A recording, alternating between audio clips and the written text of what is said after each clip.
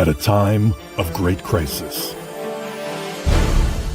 In the boardrooms of Hollywood, the legends foretell the development executives will return to Reboot It!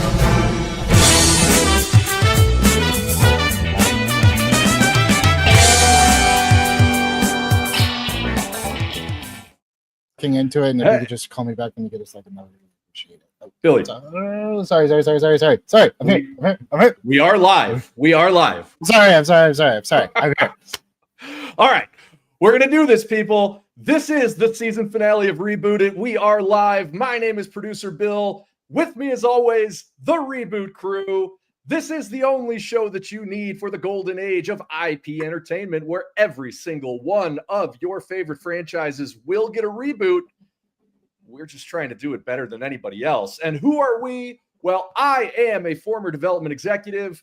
Right next to me, as always, we have a new media producer, formerly of Screen Junkies and currently of both Doug Defends and Hot Takes with Billy Business. That's Billy Biz. And I am working on my phone etiquette. I apologize. We shall never speak of it again. Yep. Underneath me, you know him, you love him. You have seen him on Comedy Central. You have seen him on Screen Junkies Universe, and you can catch him all the time on his own podcast. He's the co-host of The Greatest Pod. I might be on there too. He's screenwriter and comedian Ed Greer. Hey, I am here. Live. I just barely made it. I didn't do any research. I don't know what's gonna happen in this episode, but I'm here and I'm ready. And finally, kitty corner from me down there, the other co-host of The Greatest Pod, a raconteur of the Comic-Con circuit and an all-around nerd comedian extraordinaire, Mr. Ron Swallow. Hey guys, look, I've said it before and I'm gonna say it again. Subscribe to our channel because we are the best in the business at this. Come on, you know you have fun. Subscribe, click that notification bell. Let's do this. And to all you guys joining us live in the chat, I'm seeing D's reviews, I'm seeing Jesse C, I'm seeing J. Will Grayson, I'm seeing others. Thank you guys for being here. Feel free to weigh in as we go through this episode. We are going to keep the chat open, but of course, our main focus today. Whew. Guys, this one's a doozy. We are rebooting. I mean, I don't even know what to say. We're rebooting Harry Potter. And like, the first thing I got to ask before we even get into the 30,000 foot view, back when they did the adaptations of Lord of the Rings, I remember people had gripes with those adaptations. You know, they cut things out. They shortened the scopes of the books. They had to rearrange some things. Was anybody asking for different adaptations of Harry Potter? Do we remember anything like that? That's a Ron question, I feel like. Because, Ron, how did you feel after what? I will say, as a casual viewer, the first 4, maybe 5 movies, I was like, okay, they're still trying to explain things to me. By the 6th one, they're like, if you don't get it and you don't know what's happening, screw you. Like, we're not. And by Deathly Hallows, I was like, I literally have no idea what's happening anymore. Yeah, and real quick, I just want to say, I, as a casual viewer of the movies, you know, occasionally would watch one of the movies totally out of context, and Moaning Myrtle, and then the next one is Voldemort or whatever, and then there's a basilisk or something. Anyway, the point is, I watched them as a way casual 30,000 foot, and the reason why was I was over this chick's house. She had a Harry Potter book. I read the first like 40 pages in like 10 minutes. And I was like, if I don't stop right now, I'm going to become one of these dorks. And I threw that thing like a snake that was in my hand. You know what I mean? I actively avoided being infected by this because it was going to happen. I was just blazing through that damn book. So that's where I'm coming from with this. So I respect it. I respect its evil magic. I do. Well, I mean, look, that go ahead, Bill. No, I was just going to say that I think got a lot of people of our generation, younger and older. But the real question is, like, I thought those movies were pretty faithful adaptations. And so this whole idea that Warner Brothers is even jumping back into the pond of like, you know what? let's do it again is so weird to me. And Ron, as a fan of the books, I want to hear what you think about that. First off, there were problems with the movies. Let's not get into it. But there's things they left out, things they added in, and that people complained about online way too often. But it's also just one of those things where, like, I don't know, man. Those books were like crack, and the magic of the books is hard to get into on screen because there's like a weird, just like Ed said, when you're reading these books, they're page turners. They're not like slow read, burn, sit back and think about what just happened type of book, even though there were moments like that. And, you know, and now during this time period of which we're going to address a little bit of JK's decision to become a person who doesn't support the underdog anymore. One of the most disappointing things for people who loved these books is to find the person who seemed to get the idea of how tough it is to be an underdog to just throw underdogs under the bus. Real upsetting. So I'm not sure if the best thing that we could do is, you know, do this again. Honor her work. Yeah, exactly. So, you know, I think maybe coming up with a new way to do this might be what everybody needs to move away from some of the stuff that was bad about it in the books in general. Like, look, guys, I'm just going to tell you, where were the fucking adults in these, pardon the cuss words. I always already broke the cuss word rule of life, but where were the YouTube adults, won't people? like it. Yeah. The adults are like not there ever in these books. And I don't know if we should include that or if it's supposed to be a kid adventure, but anyways, just stuff to I actually like, well, maybe I'll wait because I'm not trying to be like CinemaSins, but I do have like legitimate Harry Potter like questions along those lines that maybe I'll wait till we get into the pitch, that I'm just like very confused about this world of magic because I still don't really know like who knows and like does everyone know about magic because there's like a government for it but also not. I don't know. We can table that. I will say we'll this. Yeah, J.K. Rowling has gotten into it ad nauseum to the point of also talking about how they get rid of their feces at Hogwarts School of Witchcraft and Wizardry.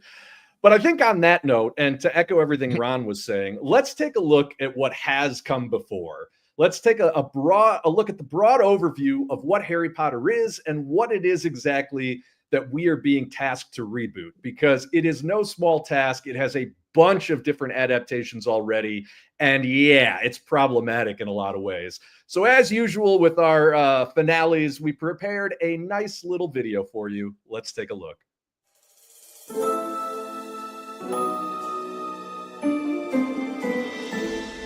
Billionaire British philanthropist, unhinged bigot activist, and occasional novelist Joe Rowling famously first conceived of the boy wizard Harry Potter while stuck on a train from London when she was working a dead-end temp job. In a fabulous rags to riches story, over the next 7 years between 1990 and 1997, she wrote the novel which would become Harry Potter and the Philosopher's Stone, the first in an ultimately 7-book series that have sold over 600 million copies worldwide, on their way to becoming the best-selling books of all time and creating a $25 billion multimedia franchise juggernaut. Harry Potter is every bit the Luke Skywalker archetype, being both a down-on-his-luck every kid and a chosen one destined to defeat the powers of darkness in the world of magic and witchcraft hidden just beneath our world, the Muggle world. Only unlike Luke Skywalker, this series actually demands that the character spend a bunch of time learning before he has to go up against the most evil wizard in the universe. He does this learning at the Hogwarts School of Witchcraft and Wizardry, where he meets his two best friends, Ron Weasley and Hermione Granger, forming a triumvirate that can stand shoulder to shoulder with the greats like Kirk, Spock, and McCoy, Han, Luke, and Leia, or Batman, Superman, and Wonder Woman. Also at Hogwarts is no shortage of mentor figures, from the half-giant Hagrid to Headmaster Albus Dumbledore, professors like Minerva McGonagall and Severus Snape, along with an ever-rotating cast of Defense Against the Dark Arts teachers. Over the course of Harry Potter's school years, a conspiracy is unwound, tracing back to he who shall not be named, Tom Marvolo Riddle, or, as we would come to know him, the Dark Lord Voldemort. An evil wizard so powerful that he sought to, in true Plagueis the Wise fashion, conquer death and achieve immortality. To do this, he split his living soul amongst a series of Horcruxes, which carried his energy even beyond corporeal death, one of whom, we eventually learn, is the boy who lived, Harry Potter. Critics have called the Harry Potter series an archetypal Bildungsroman, coming-of-age story setting a classic British schoolyard plot in a world of fantasy, while Rowling herself has been very, very open that the entire series is her meditation on death. How you come to understand it as a child, how it affects you growing up, and ultimately, unlike Voldemort, how you can accept it and learn to let it make life more meaningful. Of course, Warner Brothers would adapt this multi-thousand-page epic into an 8-movie series, grossing billions of dollars at the box office, spawning an entire prequel series, Fantastic Beasts and Where to Find Them, a stage play, The Cursed Child, and an ongoing wizarding world which shows up now in both theme parks, on the internet, and in adaptations yet to come. The original Harry Potter movie series made global megastars of its child leads and, as Emma Thompson once remarked in an interview, employed almost the entirety of British actors' equity for the 10 years in which they were in production. It is a universe filled with kooky characters and questionably bigoted ones as well, which brings us to the present day. Unfortunately, author J.K. Rowling has proven that because she struggled so long as a single mother, even to her credit, fleeing abusive situations, any political action which does not directly benefit single mothers is in her eyes now evil. And for the past 5 years, a woman who once donated liberally to charities, backed the anti-Brexit movement in the UK, and was a longtime supporter of progressive Labour politics, she has now turned her back on the Labour Party and made her sole political focus the removal of rights for transgender people. So vocal has she been in both interviews and on social media about this issue that an entire generation, now grown, has had to reevaluate their relationship with the books and movies so beloved of their childhoods. Warner Brothers has just embarked on a brand new 10-year plan to adapt these books even more extensively and, if reports are to be believed, faithfully, with a 7-season prestige television series with an entire season dedicated to each novel. The main characters have been cast, production is underway, but the question remains, does anybody want this version? Which of course brings us to the grand finale of Season 5 of Reboot It, answering the question, what would your humble reboot crew do with J.K. Rowling's controversial masterpiece? And that is the question, gentlemen. So, to get right into it off the bat, I want to ask, who is our target audience? Because I think this might be a more complicated question than it might feel. I think the obvious answer is that the target audience is the target audience originally of the books, which would be like 8 to 12-year-olds.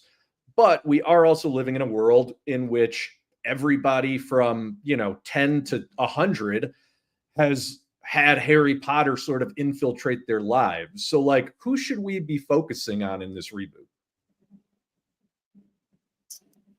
Well, I would say that Harry Potter might be one of the most toxic brands out there at the moment. Every time I see an article posted that someone was casted, within a day I see an article posted that actor defending why they took the job. So part of me thinks, and this is wildly departing from almost every time we have this conversation, but I actually wonder if we should go for the millennials on this one, and try to rebuild the Harry Potter trust, because they're the ones that are going to introduce it to their kids, which I don't know if they're holding it back at this point from a new generation going on, but I almost wonder if you start with the millennials, be like, hey, we know, and we're trying to fix it, and then see if it cascades down. Interesting. Ed, Ron, any ideas? Ed, you are muted, my friend. Oh, mic etiquette. Oh, I really feel as though what Billy said is correct, and I don't really have too much to add to it. So, Ron, as the resident expert, what do you think? Well, I just wonder if kids are even reading these books nowadays. Like, that's a great question. I don't know. I tried to do a quick internet search. If any of the crew in the comments wants to hop on and leave us information about if they're selling as gangbusters as they used to, and if that even makes a difference now in making a movie for it, or making multiple movies for it. Like I don't know, but that was the whole point then, because they had to change the bestsellers list, because at one point every single one of her books was in the top 10, and that was so the first book was still in the top 10 8 years later. It was selling that many books at that time, so they had to that's crazy. And so a phenomenon like that, it made sense to make movies out of it, right? Because it was just too big to not make a movie. It's kind of like Twilight, as much as everybody knows about. I actually see this a little bit. We talked about this before Superman, but I see us in a Batman Begins situation, not in terms of like doing a prequel, but in terms of like the brand is damaged and we have to put something out that's radically different, where the expectations are kind of low for the first one going in. Like if we were to say, hey, we're gonna launch a whole new Harry Potter series, a trilogy, or whatever it is, like we'd have to know that first one is just like this. The goal is just to get the taste out of people's mouth, and then we can try to wow them, So I'm going to throw out here an idea that I've had, kind of irrespective of the franchise, but just for a way to engage an audience, really, for a number of years. And it's kind of taken on different forms, but I might as well throw it out here on Rebooted, because, this is where we air out all of our best ideas. What if you start this process by essentially creating an official fan fiction platform that you use to farm new content? And what I mean by that is, like, the books have been adapted. Not everybody, but a good portion of the people now really dislike the author. But everybody acknowledges, like, this world is both underexplored and awesome, and it could kind of be everything to everybody. So what if you're Warner Brothers and, they have their Wizarding World, which used to be Pottermore, which was sort of like J.K. Rowling's personal, blog to expand the world. What if you flipped that around and turned it into an almost gamified thing where, like, we're going to structure this almost like a Reddit forum where you can submit art, you can submit prose, you can submit poetry, you could submit literally any creative work you want, and the community gives you upvotes and downvotes.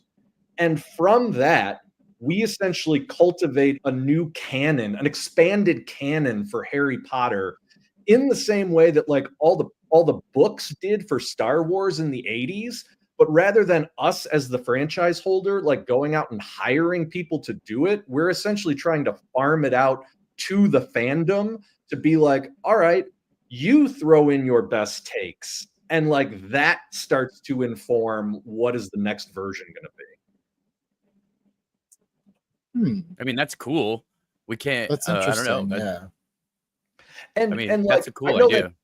I know that is a little bit against the spirit of what we usually do on this show, which is like break story and everything. And so it's like, we don't have to work within that framework strictly, but the idea that, like, can we create, somebody said it in the chat, actually, somebody said, how can we sort of take this away from her? I think it was Suze Vera said, I don't know how to decouple from her crap without a much longer break. Dee's reviews said, but seriously, take it away from the author. I kind of agree. And so I'm just trying to think of like, what's a big idea to do that so that it's not just, hey, how do we put a spin on the Harry Potter books? I mean, I got a really messed up idea that just popped into my head, and obviously we don't have to flow with this, but maybe something to keep on the back burner. One of the things that I love. Okay, so one of the books I read back in the day is The Mists of Avalon. Remember when we were talking about? I mentioned that when we were talking about King Arthur. King Arthur. What if we did Harry Potter from the view of people who were not necessarily involved with the exact things that happened, like house elves who have been enslaved by rich people. I mean, I don't know. It's a crazy idea, but like it might be interesting to be like, hey, look at there's slavery in Wizard World, and these guys can do anything, and they want slaves. Like, what is happening? You know what I mean? I don't. Maybe that's not the best way to go, but I'm just throwing out the idea of like looking at this from a different point of view could change the whole perspective. Well, just a yes and that. Since we're flowing ideas, one of my ideas is that I do believe this magic jazz is really aristocratic, and you know how I felt about the Force and democratizing the Force. But in this, I'll just say it. What if Harry Potter is destined to destroy that magic world? The way that magic goes, you go to school, you get indoctrinated, you get into these houses, so they give you this false choice as to what kind of magician you're going to be or whatever, wizard you're going to be, where you can't make it up yourself. You got to choose one of these things. And it's to train you and to make sure that you fit into this aristocratic magic world that they've established, and that will never be destroyed, and that it will never actually be democratized to the muggles, or, you know what I'm saying, or any of that stuff. So what if Harry Potter, due to some prophecy or whatever, or maybe something less dumb than that, is the person who's going to destroy that? And then everybody's like after him, like John Wick with Harry Potter. Like we could do a movie of a kid trying to be destroyed by the Illuminati of magic all together, and he has to like barely get out of it and learning on the way to be a fresh guy and with his friends. With his his three friends who want to be. I'm okay with that as a probably starting point. What about you guys? In that respect, one of them would die. That would be my addition as well. You can't. Nobody has three buddies going through life. Kill one. Can I throw out my idea that is nothing like these three then? And we'll see. So my thing with Harry Potter, and I'll cop up to, I never read any of the books. I just watched all the movies. But I thought Harry Potter was the least interesting character in Harry Potter. He was a very passive character that things just happened to him. And then he's like the chosen one, but he's also like, I don't know, out of his three friends, he's like second best and not even like the best at his school, like at anything. So it's just like, I don't understand. Hermione was always the one that was like super interesting, way better at everything. And it's like, can we just like literally not call it Harry Potter and call it Hermione and retell the story and like have it? I don't know. You could almost do what people were upset about with the Rise of Skywalker, which is where Rey was nobody. And it kind of turned out that this, like, you know, where it seemed like it was headed was that like anybody could be the next Luke Skywalker, and then that didn't happen. But what if we just do that here, where it's like Harry Potter in our version of the story is destined to be the chosen one, and he's got a lightning bolt and all this shit, and everybody treats him great, but ultimately he's not the hero of the story. Like, it's Hermione, it's his friend, and we do pay off that story of like anybody can be a chosen. There is no chosen one. Anybody can be the one at any time. It's kind of up to you. That's my pitch. I mean, I do think, well, wait, I'm going to just put one more pitch out there. I would say let's also do this as an animated project, because we've seen kind of every which way but loose in live action in terms of 8 movies plus 3 Fantastic Beasts movies, you know, they're doing this whole back to basics live action reboot. But this world, I feel like, number one, it's going to be very hard to compete with the original cast. And number two, like, the world is so fantastical, it lends itself to some really out there animation. But within that, I feel like there's a middle ground between everything we've been saying, where it's like you could tell a story from Hermione's perspective that is more focused on sort of the marginalized perspectives that Ron was talking about, or the stories kind of in between the stories, that also changes things in the way that Ed was talking about. You know, and maybe it is as simple as like, it's you call it Hermione Granger instead of Harry Potter, and it's like Hermione Granger and what it's something different than, you know, the Sorcerer's Stone or the Chamber of Secrets or whatever, but you go back to the beginning of the story. That's a possibility. So I don't know what this, I also didn't read the books. I don't know how this played out in the books, but I would say when you were talking, I was kind of thinking like, could you do a movie or a series, something that's just called The Battle of Hogwarts? And it's like everything else that was going on as Voldemort made his like big final gambit. Because it felt like the world was going to end, but like we didn't see any of that actually happening. So maybe there's more stories to be told within that. I feel like you just have to at least center it around the trio. I say that only because, like, practically speaking, what they thought they could do was go back in time and tell Dumbledore's story. And those Fantastic Beasts movies, like, they started to lose money at a certain point, to the point where, like, I don't even think they finished.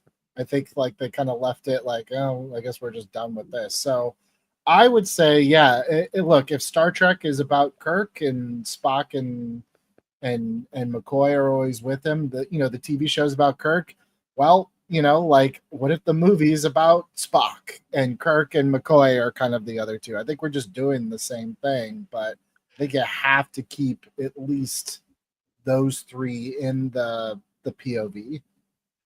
I'd agree with Okay. that. Until one of them gets murdered. Wait, Yes, I agree with that. I see you. No. Okay, we'll get to that, Ed. Bill, what were you going to say before Ed decided to murder everyone's favorite characters? I mean, it's I'm going to also- be Weasley. I'm 100%. I was going to say, I'm also down For to sure. kill Ron Weasley. But remember, we're also trying to rehabilitate Harry Potter as a brand. So I don't think it makes sense for us to tell a story that's over here when really the assignment isn't just put out another product, it's rehabilitate the image of the entire thing, But Billy, you said it when you said, well, if it's going to be Star Trek, it's going to be about Kirk, Spock, and McCoy. My mind immediately goes to, can we pull a J.J. Abrams verse where we pick up in the Chamber of Secrets, or excuse me, in the one with Sirius Black and the Time Twister, whatever that, because they're Azkaban? Prisoner of Azkaban, use the time travel as our jumping off point. You know what I mean? Like, we literally have jumped into a different universe of Harry Potter. I don't know how that jives. I think the original story was pretty self-consistent about, like, they time travel, but the time travel that they did, we could even make up an additional, because that was the thing that everybody in the fandom said, right?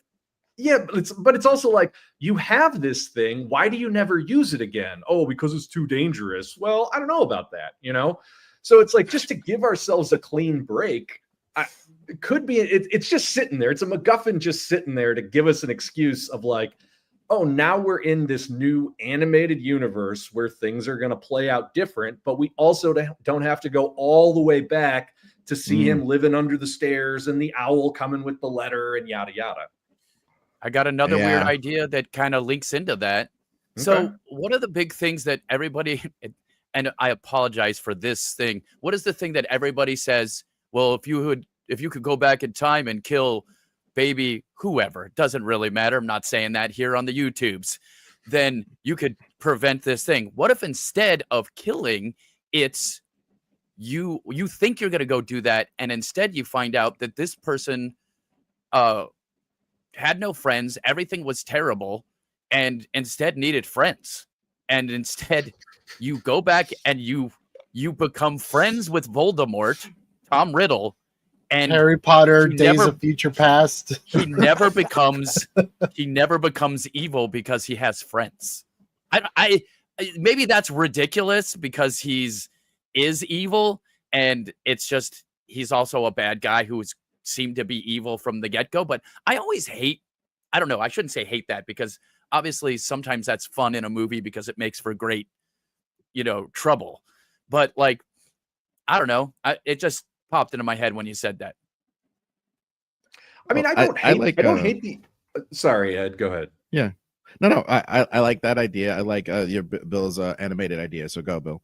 Well, I was just saying, I don't hate the idea of like our main trio using the time twister to go back to Tom Riddle's school days and sort of on an undercover infiltration time mission to like, how can we stop Tom Riddle from, turning into Satan essentially. Yeah. I mean, and also I guess in the end it could be like they want to stop him, but they also gain, instead of going back and becoming friends with him, which maybe is silly, maybe it's they go and they figure out how to stop him from that information instead. Well, I mean, I think part of the adventure would be, can we change history, or is this guy just destined to become the most evil wizard to ever? It's almost Back to the Future with the Harry Potter kids. Yeah. And Voldemort becomes George McFly. Go ahead, Ed. Well, is it too simple to say that because I'm just gonna try to flow with this adventure. If that is happening and they exacerbate it and introduce it to him even earlier, and they basically ruin the universe, so they have to fix that part after they, what I'm saying, after they did the jump to do this stuff to fix it, they literally ruin it faster. Then what? I think that would be interesting. I also like that. Like, yeah, Tom Riddle becomes all powerful before, the Potters can, I don't know, whatever that showdown was that gave Harry his scar or what have you. I'm just saying, like, if they go back and mess up really bad, you know what I mean? Because it's like that's kind of the problem with going back in time, is like you might even exacerbate the problem. Like you go back and make baby whoever really prejudiced because something you did. You know what I mean? It's like, no, I started this. I mean, I don't dislike that either. I think. Or introducing these concepts, the magic concepts that make him super Voldemorty that he only learns after years and years of study. These future people with all this knowledge bring it right back to him. Is all I'm saying. It's Okay, like arming Lex Luthor with a ray gun when he's a baby. I don't know. I got to pause this real quick. Just a real quick pause. First off, Billy over here is being real quiet. He looks like he's thinking. Ed, earlier you said something along the lines of, I'm just going to go with this. And that said to me that you actually didn't like something and you're being helpful and just trying to get flowing, because that's one of the things we've been saying to ourselves that we would do. But if this is not a good idea where we're going, we can scrap it and try something else. Like, if there's something else better that anybody's thinking of, don't go ahead and take this moment to do that, because I don't want us to roll with a story that ends up being too convoluted and too bad and gets away from some of the fun parts of Harry Potter, which part of the fun of Harry Potter is you're at a school with a bunch of wizarding people. So there is some of that that's fun. So are we getting too far afield, or are we cool with where we're going? I just want to put that out there before we keep going. I don't Billy. love the time travel thing. I was trying to think of a way to love it, but you're right. It's like 4 different movies that I really like, but just reskinned as Harry Potter. So Reskinned. it was like that Ryan Johnson one with the like, you make the kid more prejudiced, or Back to the Future. So I'm not saying it's a bad idea. I'm just like, yeah. To Ron's point, I'm almost like, okay, let's go back to what made people fall in love with Harry Potter in the first place. I do think it was this idea of like this magical school, and you could get a, you know, like it was almost like a weird summer camp type vibe, you know. And I'm wondering, it's like, yeah, are we thinking too literally about undoing what's there? Well, you know, let me just make a quick argument, because I think this might be worthwhile to discuss. My feeling is like, the one thing we can't do, and I'm open to somebody saying that we can, but the one thing we can't do is just tell the Harry Potter story differently. I just feel like that wouldn't work. And I don't know why I feel so strongly that way, but like it's just such a ingrained part of the culture, but is also like such a singular vision. Like it's not King Arthur, where it's been told and retold a million times. So like I just want to try to figure out a diegetic reason that, like, if it is going to be Harry, Ron, and Hermione, why are they doing something that they never did before? You know what I mean? I don't know anything about what the play The Cursed Child is. Does anyone know? Is that like, because That's set in obviously the like the future. next step is, I was going to say the next step is to go in the future, but I don't know what they already did. That's his So kid, that- if I that's remember about. correctly, isn't it? It's Harry's kid, but that also has elements of time travel. I'm not an expert in this. I just, read some articles, but it has elements of time travel where it's like, in order to prevent some future disaster, now that I'm saying it, it kind of sounds like what I was pitching. They have to go back to when Harry and his friends were kids and solve something that would have dire consequences in the future. So yeah, that's interesting. Yeah, and it's indicative of my like, the school crap that I was like, why not? Why don't they have old man Harry Potter and Hermione? Like Hermione's husband is dead. It's like you know what I'm saying, like an old retired magicians, or I keep saying magicians. Sorry, Chris Angel and them. Yeah. Old Trying to kill retired Ron Weasley again. I get it. old Okay. retired wizards. Old retired Yeah. wizards. After the whole thing has happened. And then boom, something really serious happens now that they're old and seasoned and thought they were out of the game, and something really serious with magic happens, and the three have to come back together and do something. But again, everybody's obsessed with this school and everybody being 8 years old. And I'm saying all the people who were 8 years old are freaking 50. So serve them something. But I do understand why that could be antithetical to the brand. I understand. But I mean, do we Hey, do we've done like, reboot before? do we do the Force Awakens where it's we have our three leads, but we're really bringing in three new ones and they're kind of passing the torch? Is this a pass the torch situation? And you get Radcliffe and Emma, what's her name? And Emma Watson. I mean, I think it could be. I think Daniel Radcliffe, Emma Watson, and Rupert Grint have, all three of them, expressed a lot of hesitation about revisiting this world, but we'll back up the truck. We could figure that out. Oh, but okay, so then let me bring this point up, because maybe this will push something out. I am still unclear about the I'm sorry, I'm laughing of, at Suze's. I'm sorry, I'm just gonna say it. Actually, you know what? I'm just gonna display it because it's funny. Yeah, go ahead, go for it. Can we please have a 3-episode Harry Potter retirement home arc? That's the hilarious. millennials aren't that old yet. Come on, guys. We're not that old yet. Man, I'd like to. I retire. wish I could be. I was going to say, I wish I could be in a retirement home. Give me a break. What was your question? But so my question is, I'm still confused about what the general population knows about magic. Because to me, it was always like, it was this kind of like secret thing, but at the same time, they have the Ministry of Magic, and then they're like, oh my God, Voldemort's taking over the Ministry of Magic. But I'm like, isn't that someone like taking over the Department of Agriculture? Like, does anyone really know or care about what this is? But it's like, maybe that's what Harry Potter was chosen for. Maybe it's not to destroy magic, but maybe it's like to bring it out, and you can kind of even make it kind of symbolic of like coming out and really sticking to JK, I like that. I mean, but again, those are the themes that the people grabbed onto that JK took away. So it's okay, how do we put it back out there? Yeah, with the wizards and the muggles, you have this clear, perhaps false bifurcation. And one could never be, and this could never be. So yeah, the countermanding that with the like, no, check it out. I'm Harry Potter. I'm 35-year-old wizard, and I could teach this muggle how to do a fresh trick like this. Check it out.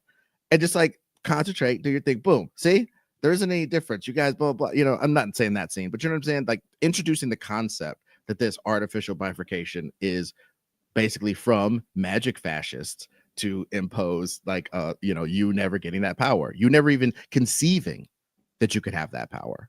And your villain is the one that's trying to keep it where it's like, no, there's only certain people, to contain that power.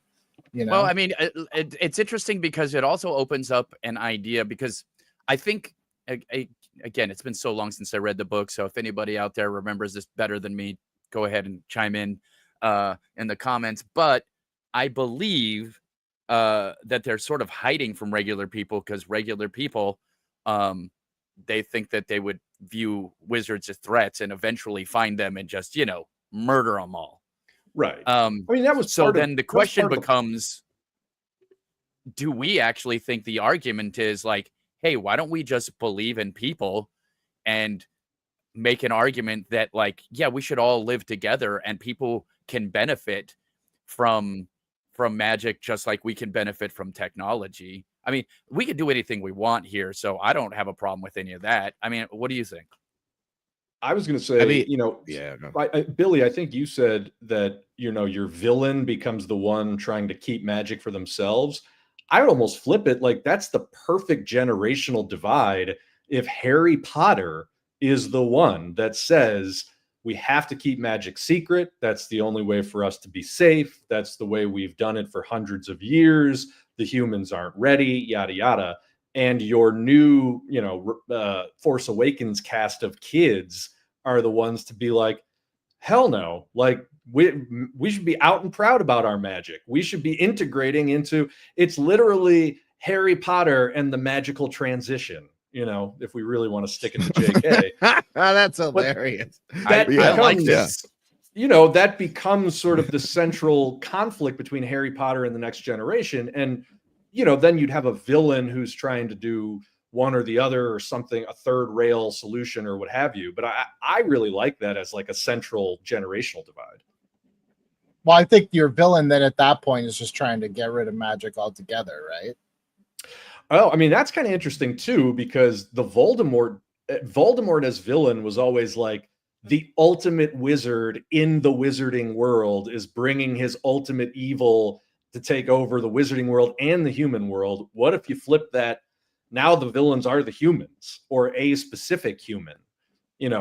It's our worst fears about muggles have come true. It's almost your X2, William Stryker, God loves, man kills X-Men story. And that gives Harry Potter a reason to want to keep it secret. And he's not just being a dick. He thinks that it's safer because people don't understand. The people aren't ready for magic, Yeah. Right. And what I was going to say was the whole jazz about, the kids do the thing that makes the magic come out. This is trying to be blah, blah. The super muggle guy wants to kill everybody. I love that, dude. I love the fact that there's these nuclear weapons walking around and nobody wants to murk them, like literally murk them, like shoot them in the face. That's never an option in this ever. Nobody ever. What? You know what? What?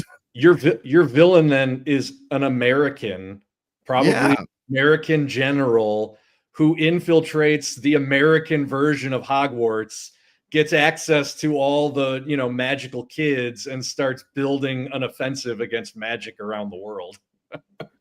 I mean, I don't know, man. That's just hot to me. Nobody ever thought to shoot these fools in the face. and now Harry Potter has this whole graduated, like as a grown person, a graduated, magic battle. But also there's the school part of the kids and stuff. You get both. Okay, so one problem we'll have here is we have to remember how I always argue about where are the adults. So what if the kids are the ones who discover it, and the adults don't believe them? Simple as that. Like, we'll take a thing from one of our older, things where I guess our ET, where we were like, yeah, adults never listen to kids. It could be the same with this wizarding situation, so that when they're in a scenario that is because wouldn't the most powerful wizards in the world show up to stop a bad guy who's trying to end all magic, right? Like, it wouldn't be the kids solving the problem in that scenario. Well, but I think that to flip kind of what you're talking about, I think if Harry, Hermione, or Ron, and probably Hermione, is in the Ministry of Magic, right? She's now 40 or whatever. She's in the Ministry of Magic. Oh, I see what you're And saying. it becomes Ministry of Magic. We have a crisis. We need to go into lockdown. We need to shut down platform 9 3/4. We need to sever all ties from the human world. And the kids are like, hell no, F you. We're not doing that. And they're like, no, you don't understand. They're coming for us. It's the thing we always feared. And the kids are like, we can figure it out. Like, we're not You shut down Hogwarts. Like there's Completely. no school. Yeah. It's almost like, what's the Harry Potter verse version of like, we're going to retreat into the mists of Avalon, since it is a British story, right? Yeah, and that makes those like okay, like yeah, that makes this like whole class, right? This lost deadly class of super wizards in training, and maybe not all of them are like this, but R3 or 2 or whatever of these young versions are, and now they have nowhere to go. They're just souped up on magic juice and nowhere to like do anything with it, and that becomes part of the story. I get that's cool. The school's shutting down. Yeah, I love that. It's like COVID. Wait, I see that on the poster, right? Like Hogwarts, like in disrepair. It's been shut down for a year or two. Oh yeah. Wait, Ed, I just want to go back. Who's souped up on magic juice? Who are you talking about? No, I'm just saying these people who have studied this for years and are about to reach the apotheosis of their powers are suddenly cut off from the rigid structure of school. Okay, so the students who've been like honing their skills. Yeah, I got you. I got you. Yeah, I mean, so we would basically have new young kids that we could name anybody, but still have Hermione and whoever else. I think our challenge then becomes like, let's define who our new trio of characters. Oh man, we're getting the call, guys. All right, hold on. God, help me. Oh, you guys work for me, right? This is like my 45th meeting today. I can't handle this corporate split anymore. I can't handle it. How can we help you? We're here for you, man. Oh God, it's been so long since anybody said that to me. Oh God. All right, hold it together, DZ. Hold it together. You guys, you're working on what? Transformers? Sort of, yeah. Sure, Transformers. Oh, perfect. Transformers. Here's what I need you to do. I need you to bring back Shia and team him up with John Cena. That's the only way. Shia and John Cena need to be in this movie together, and make sure, look, we get tax credits if we shoot it in Romania. So put something in the forest. I need tax credits. Daddy needs tax credits. Oh God. All right. I got 40 more calls to make tonight. Goodbye. Wait. Guys, you didn't tell them that we were joking. We're not doing Transformers. Did we lose Ron? What just happened? Oh, dude, I think Zaslav stole Ron to show us that he means business. Oh, this just went off the rails. Yeah. Wow. Where does kayfabe end and Reboot It begin? I don't even know. I don't know. Ron got now we have in the Warner Brothers Discovery corporate split. Oh no! Shit! House Hunters has Ron. No. He's gonna be Ron like, is in guys, Shark I don't. Week as we speak. Guys, I don't think this new kitchen has the emotional arc that I'm needing. I learned from my old friends. Well, now we have two problems. We have Ron is texting that his internet died. And Zaslav thinks that we're doing Transformers. Well, we got one back. Okay, so we have Ron back. But you guys, you didn't tell him you were kidding.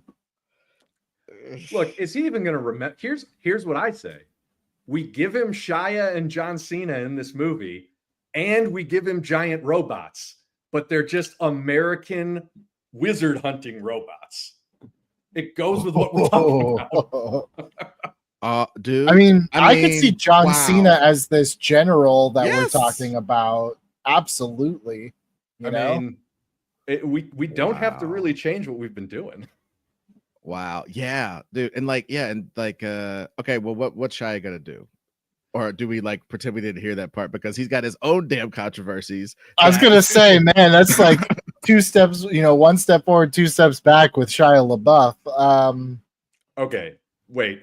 So here's what Ron quit. He's like, nah, I'm going back to House Hunters. Fuck it.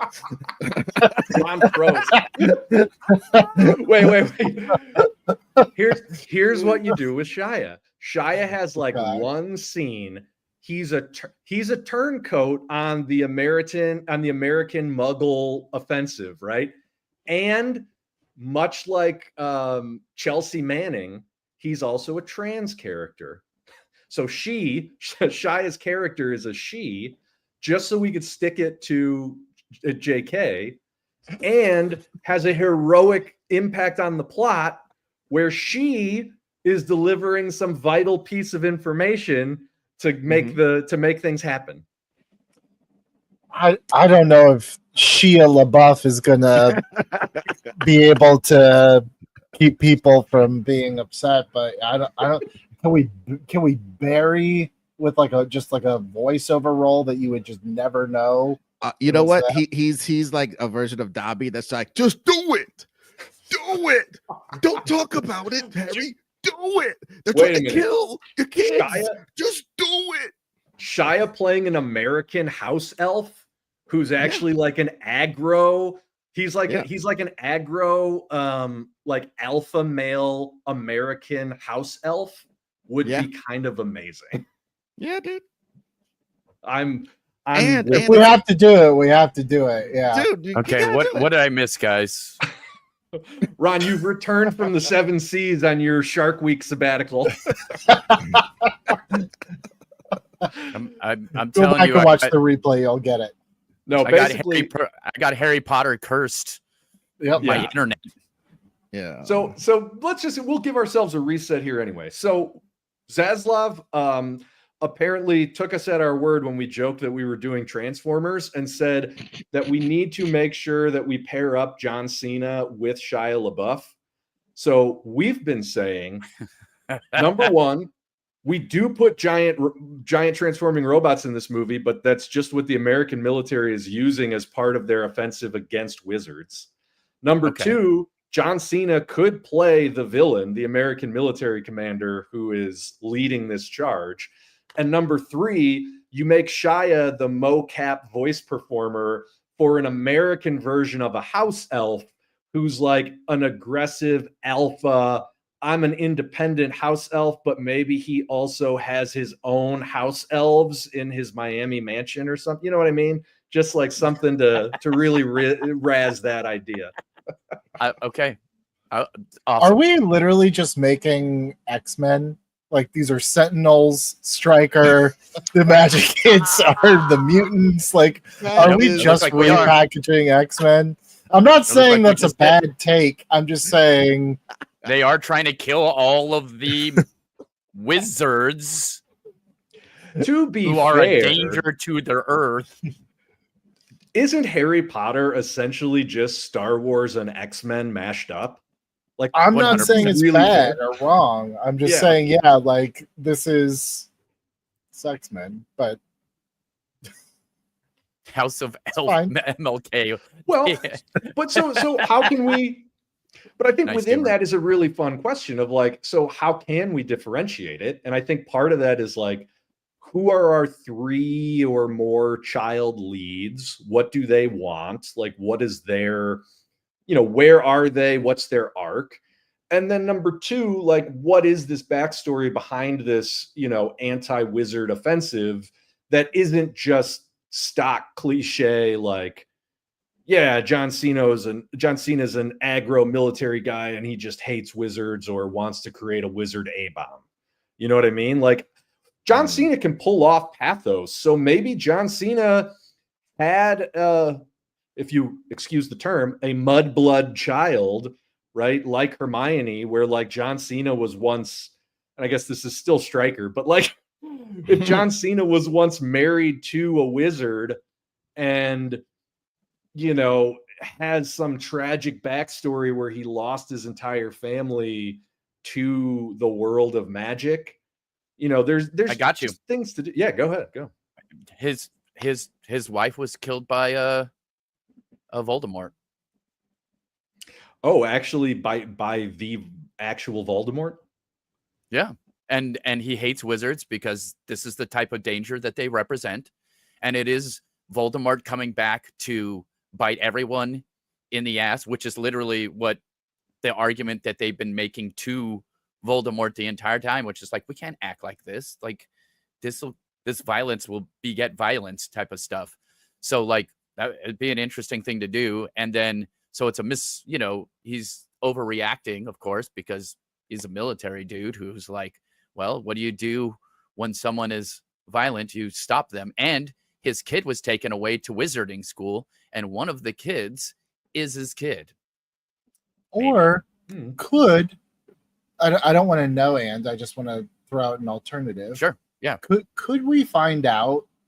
It's a little bit of like somehow Palpatine's return, but could we find out that John Cena is Voldemort and he survived, and this is he wants to take out anyone that has magic as revenge, and pushing all the people that defeated him into hiding is, you know, he would love that, right? That does feel a little too much like somehow Palpatine returned. I really liked what Ron said, because it's this idea of like the impact of Voldemort is still being felt, but the threat is something completely new, which is kind of the thing that they weren't able to give us in the sequel trilogy of Star Wars. And it just feels like, I don't know, it feels too like, how is he mobilizing this entire movement because just his wife died? Like, I don't know. It feels a little too small in that sense to me. Okay. Well, I mean, you're also taking regular kids, because here's the thing here's what got me. One of the things you mentioned with the kids is what kind of kids we have is, you know, Hermione comes from a family that's literally no wizards. Mm-hmm. So there's this opportunity for a person like her to enter this whole new world of magic. And that opportunity for kids would be being taken away by not only the wizards who are shutting down the whole world, but also this military guy. So there's this two front conflict for these young people. And the young kid who's the kids can be, you know, empathetic to the idea that, well, we're taking away people's opportunity to learn of this like fantastic new world where you ride broomsticks and you make food appear, and you know, you have the best, most delicious and fun time. You know what I mean? Like, so that way at least there's and is there a way to turn it though, so we can, because again, like going back, at least for me, and if I'm harping too much on this, tell me, but I do think that like part of at least, I don't know if this is one movie or a trilogy or whatever it is, but at least the first thing out the gate has to almost be like an apology of some sorts. Like, we hear you, that you were hurt and now we're trying to fix it. Is there a way that we can make that John Cena character be a stand-in for J.K. Rowling? It's not that he was hurt by Voldemort. It's like, what if, I don't know, John Cena turns out he's actually a wizard, and he's actually 500 years old, and he's actually the guy that built all of Hogwarts, and you kind of comment on the idea that it's the creator that ended up destroying their own thing. It wasn't Voldemort. It wasn't some outside bad guy. It was J.K. Rowling destroyed her own shit. So it's like, how can is there a way to parlay that into John Cena's character of, he once somehow had great meaning in the magic community, and now the irony is he's the one that's completely trying to destroy it. I like that, actually. I was gonna say, or you make it a two-hander where there's another villain who maybe is played by a woman, and make it a real JK stand-in who's sort of co-opting John Cena into doing their own dirty work, you know? And you could even go further, right? If John Cena is essentially just kind of a bigoted, aggressive guy, and this called the Hogwarts creator, I mean, Helga HM Hogwart, you know, like give her a two initial first name. Right. So it's like HM Hogwart is harboring some grudge that's been going on forever. And maybe to make Ron happy, comes from a place that ultimately is relatable, but has just been twisted and metastasized into this hatred. And but so that's exactly what J.K. Rowling is anyway. Right. Know? Yeah. That's what I'm saying. So she goes out and essentially courts like the kind of dumbest, most aggressive, most territorial, small-minded person to do her dirty work. Maybe it's almost like she lost her power. She lost her power over the wizarding world. She was ousted from the Ministry of Magic. She was ousted from the leadership of Hogwarts, and in secret is essentially recruiting people like this from out in the world. She crapped on the wrong person while she was playing Quidditch.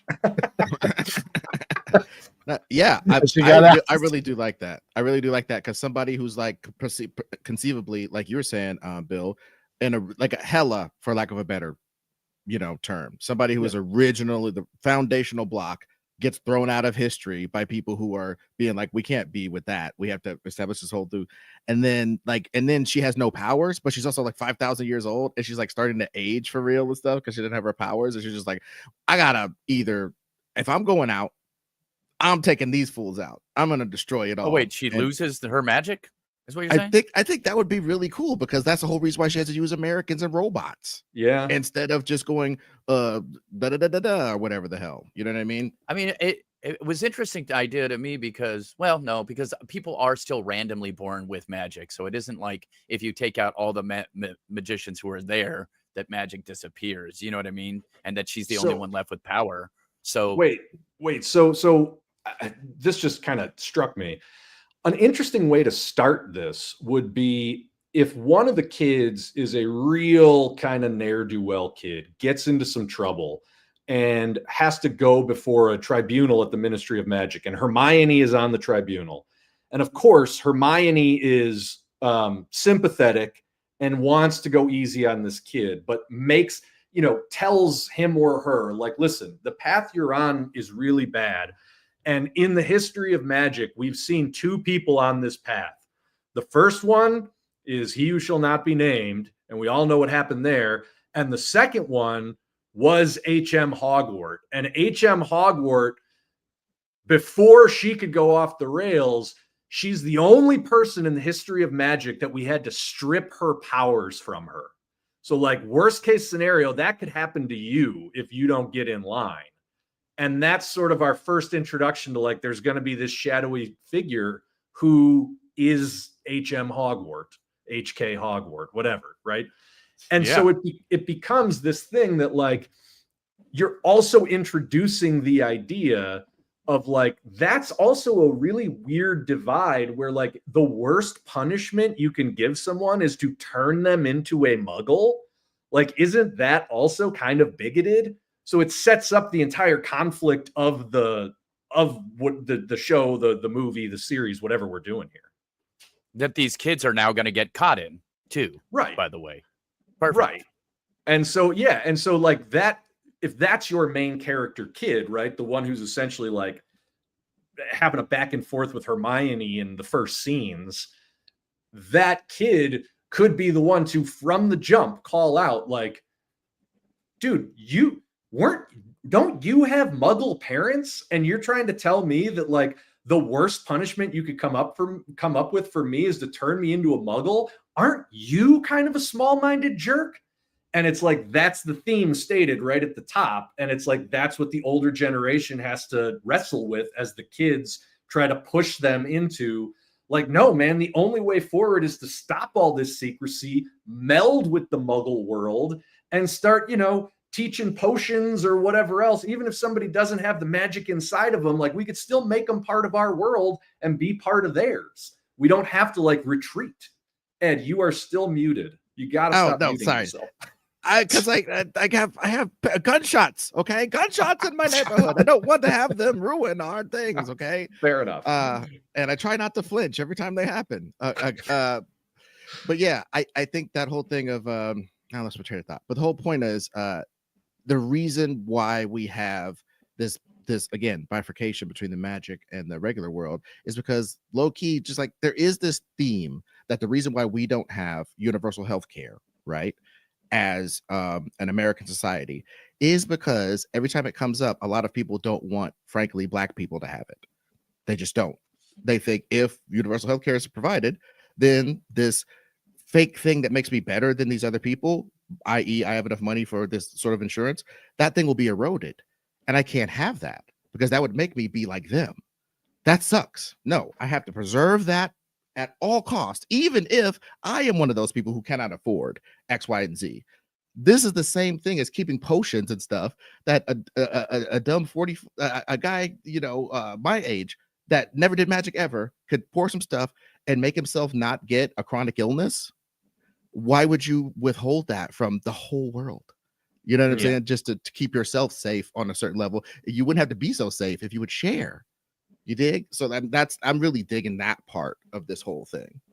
Well, and I'm digging the whole idea because what you're saying implicitly, I believe, Bill, is that the more you let diversity into your life, the more you realize that diversity is just another person being a person, which is what we've seen all through history. Is the more that we let each other into each other's lives, the more we learn that we have, as it's been said before, we have more in common than we do that's different.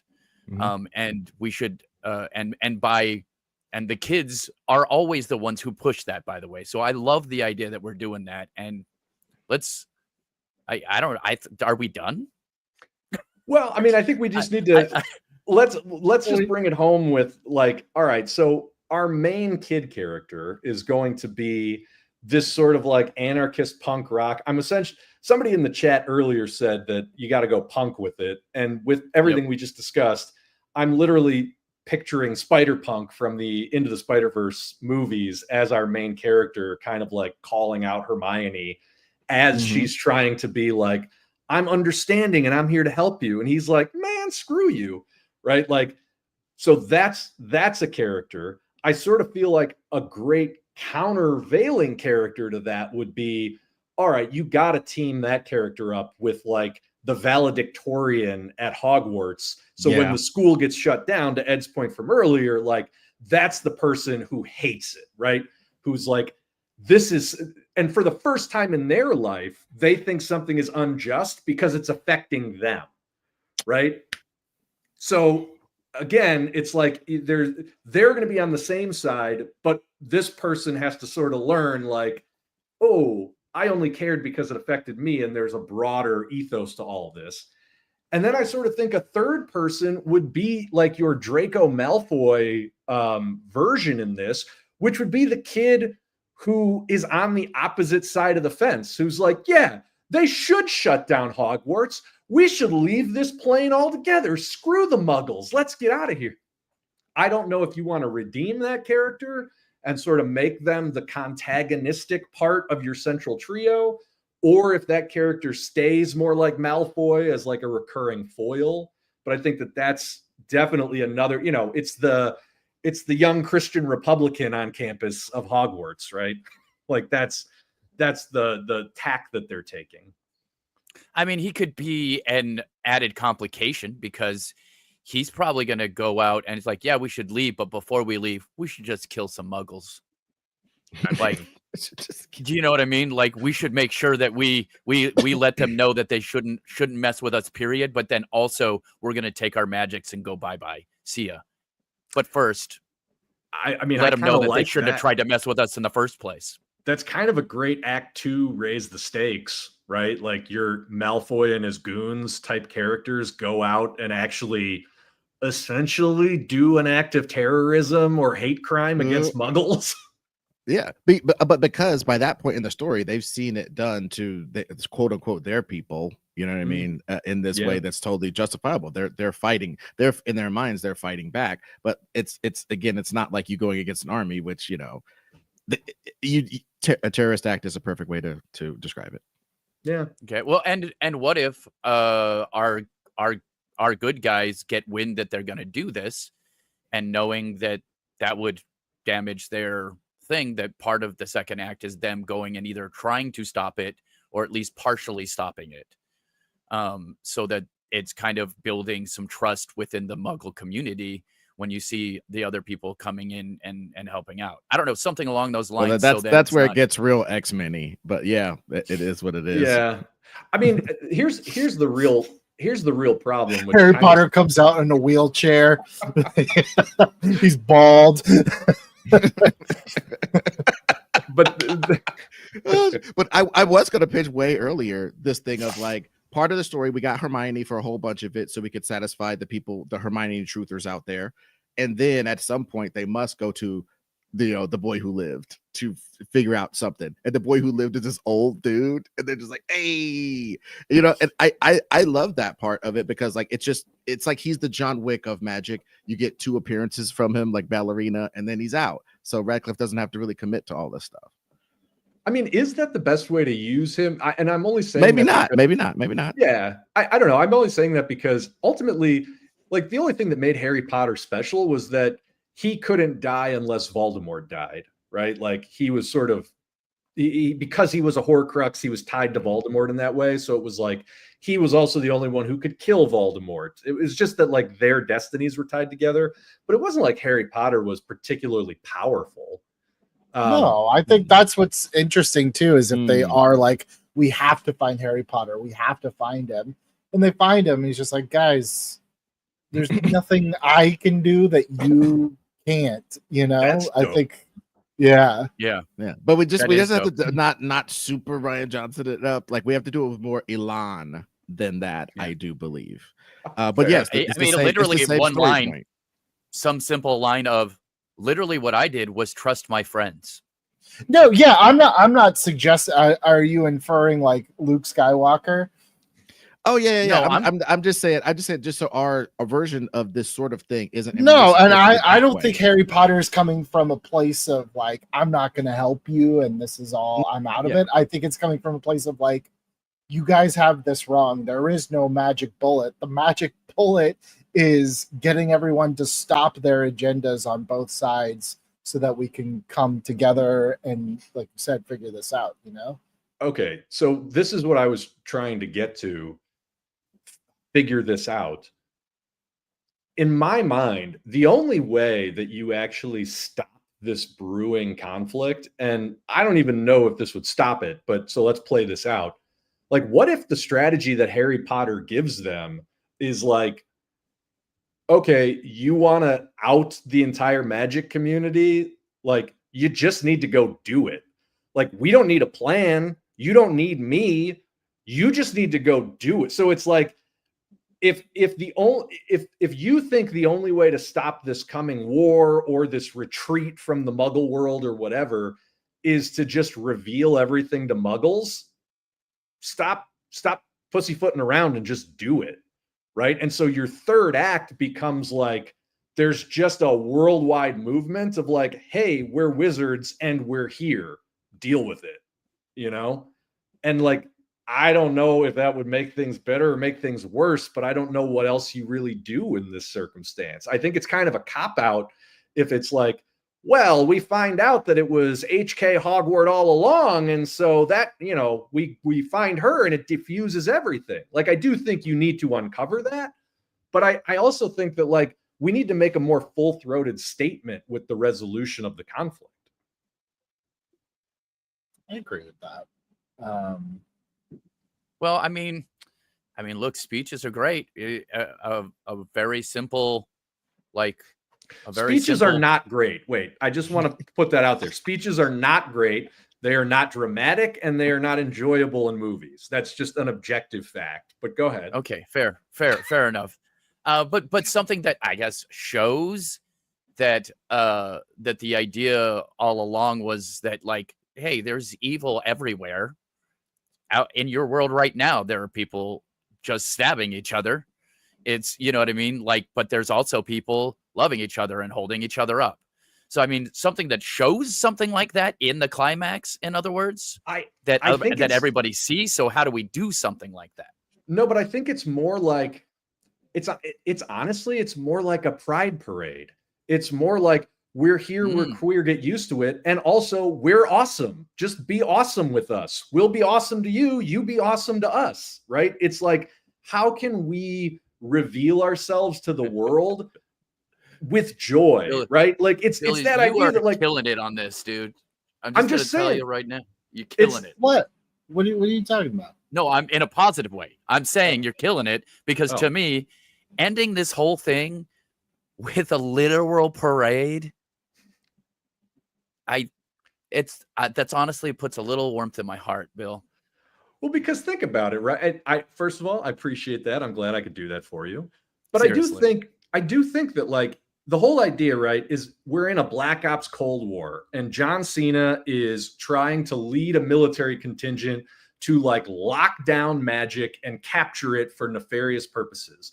And the people on the magic side have been like, in order to avoid this, we got to go into hiding and never let them catch us and never let anybody even know that we exist. So it's essentially like a 1950s communist witch hunt. Like, we in power think that you're bad and we need to control everything you do. And we who are being targeted need to go underground and escape the blacklist.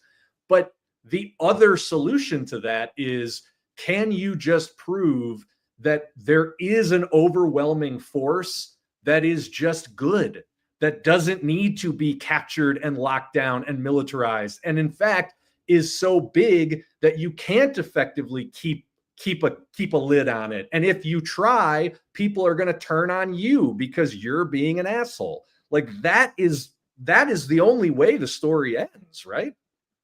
Yeah. Yes. I mean, I think that's where it goes. So, like, what's the 100%. third act, like, set piece, right? Because it sounds like you've written the end of the movie, but we still need that kind of, like, Big climactic conflict, big action. battle Yeah. or whatever it is, you know? I mean, I sort of think that your reveal, the worldwide reveal of the wizards is your, for lack of a better term, your pride parade is the beginning of Act 3. And then it's either H.K. Hogwarts or John Cena or some combination thereof that decides to push the button anyway. And then you just have to show that, like, the wizards will fight back and the other humans will help them. And there is a very cool visual of, like, back-to-back fighters, one with a wand, one with, like, a machine gun, you know? I think that's pretty awesome. But muggles to defend wizards in certain areas and stuff like that. A big purge is happening, and everybody gets all mixed up, and then we see who you are by your character during that moment. Yeah, that's pretty cool. And again, if we're gonna use the conceit that, like, John Cena's military force is using giant mechs, sentinel-like creatures, then like, the humans turn on the Sentinels as well. It's that classic in the original Sam Raimi Spider-Man on the bridge where they start throwing rocks if they have to. But, also with fireworks and wands and all kinds of crazy stuff going on all sides. And then another more celebratory parade at the end. Right. I mean, I think really jump scene twice in the third act. Well, look, two things, right? Number one, if you want to compartmentalize it and make it more personal, then there's a runner in this movie where one of your kids is in a forbidden romance with a muggle, and the first time they kiss in public is at that moment, right? And everybody cheers and everybody's down with it. Yep. Nice. Yeah. Number also, two, that muggle is to really stick it. The muggle, we finally get to say it, is a trans person. I was gonna say, or it's just the same-sex relationship, but either way, yeah. Either one. Yeah. Either way. You get a queer kiss of some kind at the climax, right? 100%. And then number two, I think that part of the whole idea of like the wizard coming out, and maybe it's kicked off by that queer kiss, is that everybody has to be shown to be elated and joyful about it. It's like, it's literal dancing in the streets. It's like everybody's having a great time, and the people at large are okay with it. It's just these ivory tower assholes who want to drop a robot grenade into the whole thing. And like, that's messed up, you know? Yeah. And Yeah, you like, know, eating chocolate frogs that are bouncing around that that wizards from the made. Yeah. Oh, okay. Got it. Yeah, they hop around and then you eat them anyways, even though they may be alive. I don't know. They're still chocolate. But yeah. And then I think we get the montage at the end of like the, you know, the schools reopening, and maybe there are muggles that come to Hogwarts for the first that time. are accepted, learn like a potions muggle specifically. family going through the thing, and it's like they don't go through. It's like they're gonna.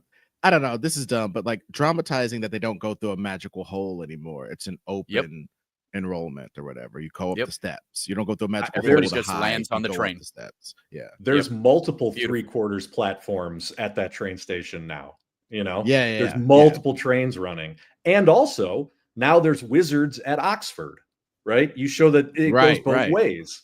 Right. So it's like the worlds are synthesizing. I think that that's pretty hot, man. So yeah. Should we cast this thing? I mean, aside from, we definitely want to get you know, our original Harry, Hermione, and Ron back. But it sounds like we're working with a cast that's maybe more teenagers. And we've also got that HK Hogwarts character whose story has gotten a little bit lost. I think is thematically important, but I'm not exactly sure what the dynamic between she and Cena will play out to be. Is she like the Senate whip like person who's like stoking the Warhawk fire against the magic world or whatever, and he is actually the implement of it or something? Like he's on the ground shooting wizards and she's the one who's on TV defending it. It's become the character that Elaine Bennis, what's her name? You know, it's just National Treasure, love her. That character has been canonized now in a billion shows. Nicole Kidman plays one of them on the show Lioness on Paramount. This woman, evil character, gets to make speeches to the media, obfuscates the evil or represents it for the media verse. I think that's fine, and that he's her like super thug or whatever. I was thinking of her more like Robert the Bruce's leopard father in Braveheart, or leper father, not leopard father, but like like, you know, like an old weird crone advisor. Yeah, like a weird like advisor. vizier. That's good too. That's better. Let's go with that. Okay. Well, either way, I mean, I think that at the end, it's like even Cena maybe comes around in some way, and she's the one who's left to be like, this is all wrong. This is all wrong. But like, she's powerless to do anything about it because she's just a small-minded idiot, which, you know, wraps up our analogy really neatly. Well, Cena, and it'd be great for Cena to have an arc. I think that's very important because I'm sure he would love the fucking, like, people don't take him seriously very often. I'm sure he would love to be taken seriously in a role where he gets to have an actual arc, go from something that's not perfect to something that's like doing the right thing. I like that idea. He can play pathos, man. I'm telling you, if you've seen Peacemaker, he can deliver. And could we give him a superhero moment where we do see the fusion of like I think that Doomer or somebody was like, he wants us to develop more like mech sciences or whatever. I don't know about all that shit, but I do think that what if John Cena, as a thing that must happen to help the plot really resolve itself and then final action, gets a thrice blessed mech suit that he goes out and messes up a bunch of other mech suits and gets a hero moment where magic and science meld together, and it's a beautiful metaphor for what we're trying to do or something. That could be cool. I mean, just to yes and that, if Cena's whole bag because remember, this is like, 30 years hence from Voldemort's attack. If his whole thing was that his sister was a witch who died at Hogwarts when Voldemort attacked, but he grew up a muggle, he just has that it's a dual thing for him. He both is mourning his sister, kind of Mulder in the X-Files style, but he also harbors that resentment of like, she was chosen and I wasn't. Like, why couldn't I be a magic person, right? And in the end, when he comes to let go of his anger, when he comes to accept, these worlds can coexist, maybe that allows him to access some magic. You know what I mean? I don't know. Is this? I feel like this might either be a stand-up and cheer moment or like the dumbest thing ever committed to film. But I love the idea of him in a mech suit and He's got a wand. His jetpacks like break and he's free falling, but then he catches himself on a broom and is able to fly to safety on the broom. Like, it's either amazing or the dumbest thing visually to ever be conceived. But either way, I like the idea. Look, someone will push that through to reviews and watching and marketing, and we'll see if it works, because that sounds like a beautiful shot. I think you justify that by just establishing early on that he hates or is resentful of the whole idea of riding brooms. Like, these sick bastards ride brooms between their legs. Can you imagine? So later on you get that moment. Grown people riding, whatever. Yeah, like that's. But I just imagine like Tony Stark at the end of the first Avengers movie falling out of the portal, and instead of Hulk, it's just a broom that comes and like. I kind of love it. I kind of like also, dude. We could get two jokes out of it. We could get he totally racks himself, and he's like and then you get the like wonder of flying and being safe. It's a double whammy. But I think that's how you move forward with it. Maybe that's part of your end montage where it's like magic becomes the arc reactor, right? They're finding ways to put magic into our everyday technology. And I think that works. Yeah, it's the start. I'm just saying it's like the start of it, but we don't have. Yes, to do it's a bunch the start. Of it in this movie. No. We don't want to it's show going to take a long time. Yeah, like a steampunk world at the end Right. of this. That's not. Oh what God, no. I mean, I do, but well, you're overruled. Let me just say, I think for me, the main kid cast has crystallized in that you have your punk kid that we've talked about, who I think you establish early on, because they're essentially they're in 12th year at Hogwarts, and that kid wants to go then and study at Oxford or York or one of these great English like Muggle institutions. And so their parents are like, you're barely passing at Hogwarts, and like, we're not going to let you go to the Muggle world. So that kid in our denouement, you then see going to that school. The valedictorian kid is the one who has the forbidden romance with the Muggle. They're also now together, happily in love at the school with the new friend who was the anarchist kid from the beginning. And then, we do have our Malfoy kid who is more just the contagonist who, has the somewhat foiled terrorist act in the second act somewhere. But I don't know. I don't know do we want to try to cast those three characters? There's like Muggle in a forbidden romance with a witch or wizard, a queer romance with a witch or wizard, that witch or wizard who is the valedictorian at Hogwarts, and then sort of your punk wizard student who is yearning to be part of the Muggle world. We all look, if this is your first time watching, most of the time when we have to cast somebody under the age of 18, we punt, because we're like, it's hard. You do a huge casting search, you pluck somebody off a supporting role in television, and that's how it works. What they did with the Harry Potter kids both times. That's exactly correct. And also, it was just so funny. One of the comments on the thing was like, "Hey, you guys should like do more work on learning all the Disney actors of the day." Or I'm just like, bruh, I am not putting no No. Excel spreadsheet on my computer of young actors. I don't know who you think you're talking to. I don't understand that. Not doing it. I don't even understand the logic of that. But I do think that we've cast John Cena. We've cast Shia as a house elf from America with an accent who tells you to just do it. Do it, Harry or Hermione. Just do it. Help the muggles.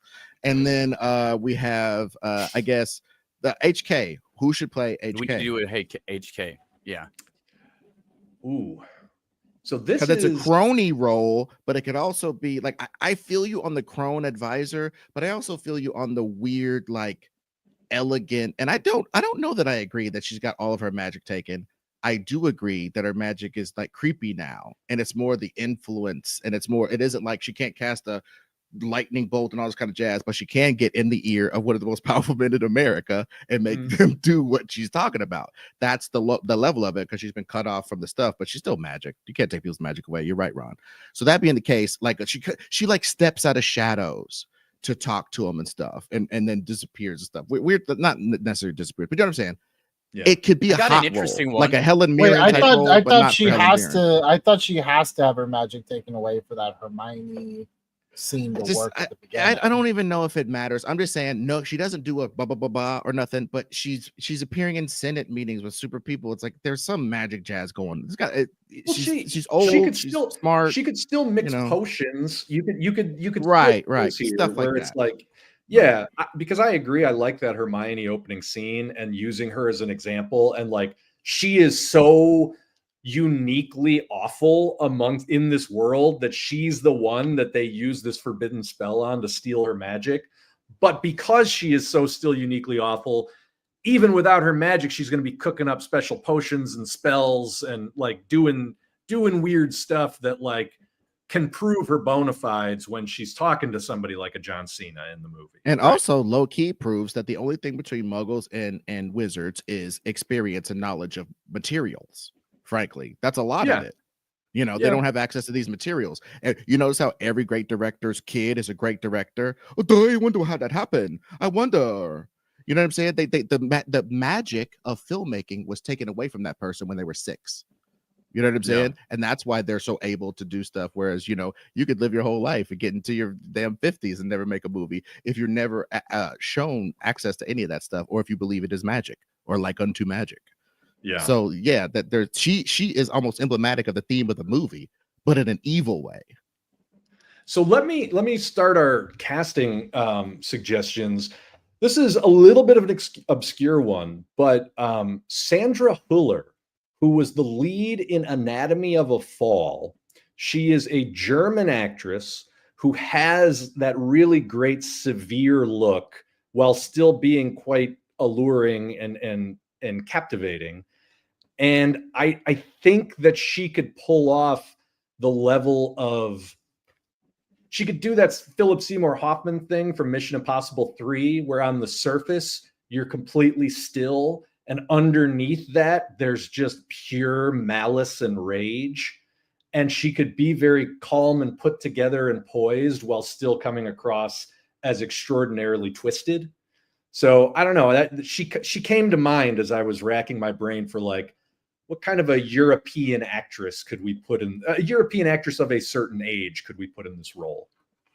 I mean, honestly, Sure. I'm looking at her. She's great. She's got a great look, and I've seen her and stuff before. And she always brings this like she's like a headmistress judging you energy. Right. She kind of has that no matter what the role is. She could be a maid. She when she looks at the queen, it looks like she's judging the queen. You know what I mean? Yeah. It's interesting. Who is a creepy middle-aged white lady? That's funny. Well, I mean, you can also, but here's the thing, and you know, J.K. Rowling is not. She's not unattractive. Like she's you know, she's not, you know, you wouldn't look at her and be like, oh, that's a witch, you know, like she has a look about her that's almost like, you know, the ugliness really comes out from the inside. So I almost wonder, it's like, do you go with someone like a Kate Winslet, you know, someone who can be a chameleon? She's got, you know, she's got the chops, she's got the good looks, but I also think that she could have that undercurrent of kind of like bitter evil, you know? My other thought was actually Leia Sadu, who is much more attractive. I mean, I still think Sandra Huller is actually a really kind of interesting ringer for J.K. Rowling, but Leia Sadu, who was most recently in Dune Part 2 as the Bene Gesserit who seduced Austin Butler. She also has that sort of ethereal, vaguely threatening quality while being like a quiet. Yeah. I like. Sadu I'm with a looking at it right now. DOUX. Yeah.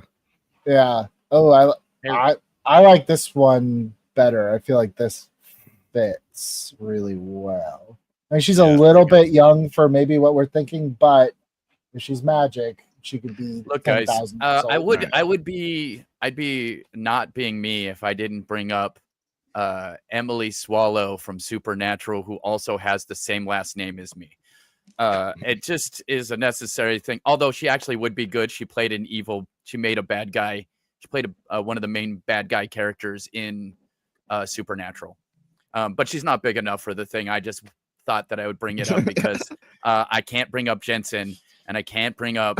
I don't think it has to be a name, by the way, because Harry Potter was never built on names. Well, she actually is a really good actress, and she does have an interesting look, and she played a pretty scary bad guy in Supernatural. You know, this is my. Sorry, before you throw that out there. No, before you throw that out there, I just want to add, she did play the armorer in The Mandalorian, kind of the leader of the Mandalorians. So that's a similar role. No, that's actually absolutely not bad, Ron. Yeah, that's really good. And I don't want to. I would say if we did want to get an actual movie star in this damn thing, whose name isn't damn John Cena, whose movies come out on Amazon, by the way. If we were actually to try to get an actual movie star in here, I understand they're a dying breed. I think I said earlier, like Nicole Kidman played a da-da-da-da-da. Nicole Kidman, dude. Nicole Kidman would body this, bro. You're not wrong. Like hot, but also strange looking because of things we don't have to talk about. You know, and just has this almost like ageless, ethereal beauty. But you could also see that there's roiling stuff inside of her. And I think that she's a person that's on the right side of history. Who might want to stake that very clearly and be in this to be the one of the names you could build around this, you know, that isn't Shia LaBeouf or John freaking Cena. I just think that's a good point. That could be a pretty good move for us to kind of accomplish all the goals. Ageless, ethereal beauty, weird I also like person. My only knock against Emily Swallow too would be that she's American, which would not fit this. Yeah. Obviously she could do an accent, but I like keeping in the tradition of Harry Potter. Like obviously Nicole Kidman is Australian, but it's a British colony. So there's that. Yeah. and Australians are notoriously the British people's criminal cast-offs. That's true. Come on, I mean, man. the timing layers, right? Like when she first founded Hogwarts, that was around the same time they were shipping all those criminals off to Australia.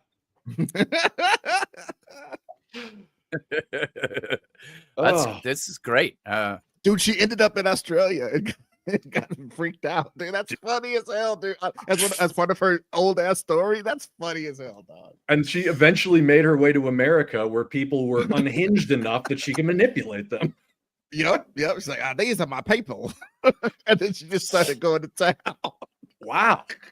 Well, guys, the last thing. So the way that we've been talking about this, it sounds like we could probably accomplish what we want to do in a single movie. And so to that end, I just want to throw out there, who would we want to direct this thing? Yeah. It's a little I mean, tough. if you really want to put the button on it, you get the Wachowskis. That is so funny, dude. Dang. You want to put a button on it. I don't think we could beat that, dude. That's hilarious, dog. That's hilarious. And part of the press tour is that I guess Lily's been doing most of the work. So we get the other one, Lana, back, or whichever one hasn't been doing stuff recently. She comes back for this one because we need to attack this with Wachowski energy. I love the idea fuck me, that Matrix movie was so bad. But yeah, I mean, It really was. um, dude, just as a rejoinder for your man Doug Defends, dude, they've directed mechs before. They've directed wooden actors. you're before. right. You're right. Done You're big right. effects. I mean, that's a lot. Let's also throw out there, like, this story that we've been talking about is not dissimilar from Sense8, which is the series that they did for Netflix. It's actually quite similar. So it's like if you want to look at a CV, like, they kind of are right in the wheelhouse. Dude, that's wild. This is slam dunk. We just double pumped Yeah. it like Dominique in '88. Boom. That's it. I'll give him a pass for Resurrections. I'll give him a pass. That's nice. Well, That's nice. I think it was just one of them, right? No, they both did Oh, I'm sorry. You're right. Oh, Yes. Resurrections yeah. was just one of them. No, And we need that's the what Ed was power of two. That's what Ed was saying. Wachowskis. Yeah. Yeah. We You need the gotta power reunite. of two. Well, guys, holy God. I mean, this might be one of our most successful live reboots. I think so. Yeah. Shortest by a country I mean, mile. By about an hour, one would say. Yeah. Yeah. And so it gives me great joy to say it for the last time in season 5. We have achieved reboot, baby. So, oh, no music? Oh, there it is. Coming up. Well, we have bringing back the 3 main characters, but they're grown now because we are in a world some 30 years after the initial Voldemort attack.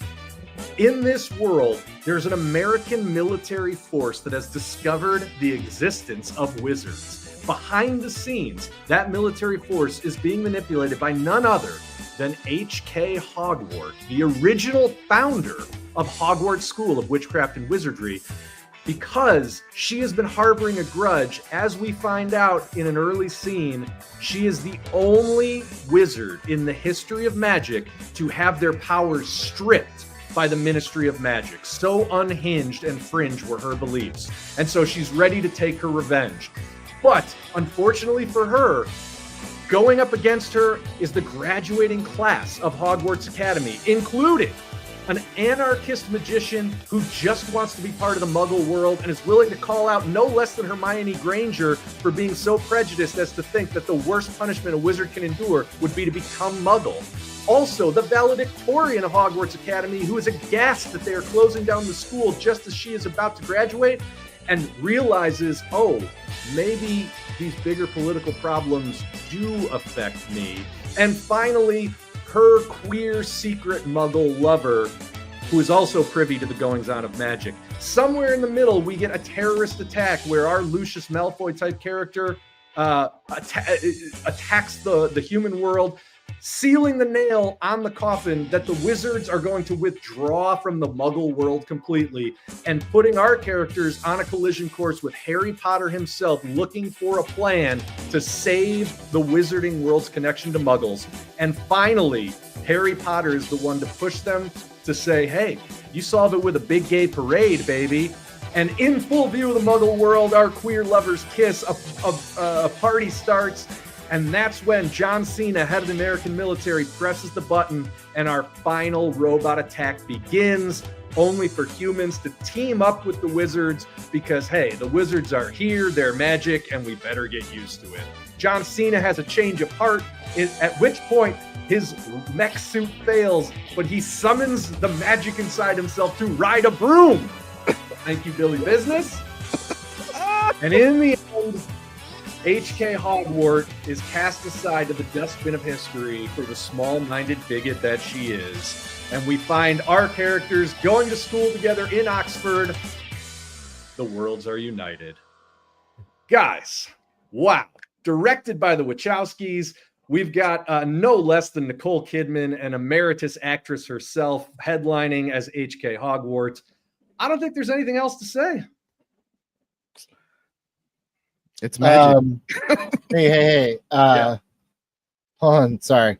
Okay. I actually, let me see if I can airplay this. I got a message. Can You guys got to hear this though. Can you do a screen share? Let me see if I can. Hold on. I got a voicemail.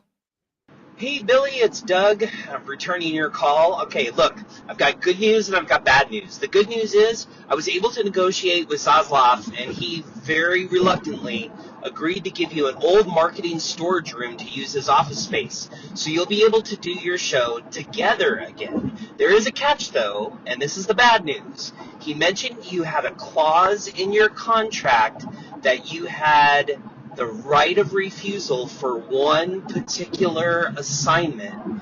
He wants that clause gone and for you to get working on it right away. He wouldn't tell me what it was, but he said you would know and he wouldn't budge on that sticky point. Let me know if you're willing to agree to that term and I'll get those wheels in motion for you. Good luck, guys. No, I know what he's talking about. Dude, we can film our show back together again, just like the first season. I want that Come more on, than man. anything, Billy. But you know what's at stake. There was one thing we always said that we wouldn't do. Like I once we know, once come we once we on. got out of the Zack Snyder of it all, we said, look, there's one limit that we're putting on this thing.